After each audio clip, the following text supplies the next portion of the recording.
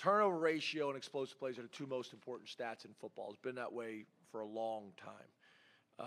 Something that, I don't think you can start to preach one week. It's something we talk about all the time.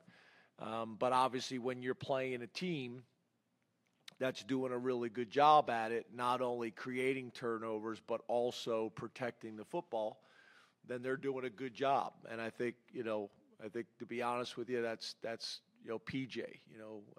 PJ and his background, at Rutgers with Coach Schiano. I think a lot of the well-coached teams understand before you can learn to win, you got to learn how not to lose. And you put the game in jeopardy by playing sloppy football and turning the ball over and giving up big plays. So, he's done a really good job of that. But yeah, it's always emphasized. We won't emphasize it more this week because it's just one of our staples that we're going to talk about and work on every single week and every single day. I think you guys have heard me say before, when we hire new coaches, one of the non-negotiables is we're going to work ball security every single day as a period, and we're going to work this ball disruption period every single day as a period.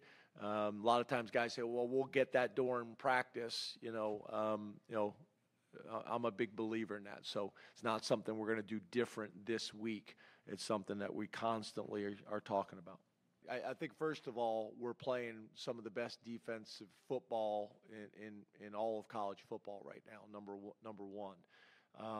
And there's always going to be something that is an area that you need to work on and get better, and we embrace that. I think the first thing is shots on goal is what we call it, is making sure the second man in is stripping and punching at the football. A few years ago, we were causing a decent amount of fumbles, but not recovering them. So making sure we're doing both at a high level. And then I think we're doing a pretty good job of PBUs and contested catches.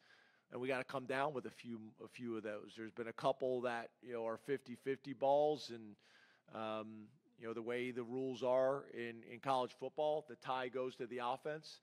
We got to find a way to win a few more of those, and we got to get other guys involved, rather than Jay Reed. Jay Reed's been the one guy that's been really disruptive in terms of turning the ball over. So, the next step is not just the confidence of breaking the ball up, but actually going after the ball. So most importantly, I want to continue to play great defense, which I think we are doing.